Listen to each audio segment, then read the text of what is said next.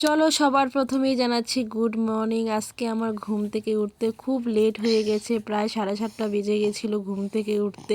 এদিকে বড় ডিউটির জন্য রেডি হয়ে গেছে, আমার রান্নাবান্না কিচ্ছু হয়নি। তাড়াহুড়া করে ঘুম থেকে উঠে দেখো বেডশিটটা প্রচুর নোংরা হয়েছে, আমি তুলে নেই ভালো করে। দেখো যাই হোক, বাসি ঘরটা তো ঝাড় দিতেই হবে, এদিকে রান্না কিন্তু বসাতে হবে। এদিকে আমার বরমশাই খুব তাড়া দিচ্ছে, এদিকে ঘরটা একটু ভালো করে ঝাড় দিয়ে নিয়ে দেখি এদিকে ভাতটাও বসিয়ে দিতে, ভাতে দুটো আলু সিদ্ধ দিয়েছি।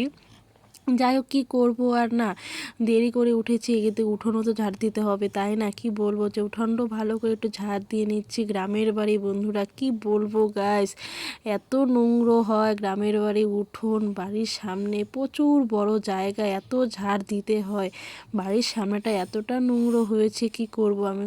এদিকে ডিউটির জন্য বড় রেডি হয়ে গেছে, আমি তাড়াহুড়া করে এদিকে উঠোনটা ঝাড় দিয়ে ভালো করে বাড়ির সামনেটাও ঝাড় দিয়ে নিচ্ছি।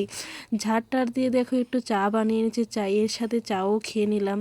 দেখো ছেলে আমার একা একা দুধ খাচ্ছে, দেখো এই দেখো আমার দুষ্টু সোনা কি বলছে দেখো। এদিকে দেখো, এদিকে তরকারিটাও বসিয়ে দিয়েছি, তরকারি রান্না করছি সিম আলু দিয়ে মাছের ঝোল।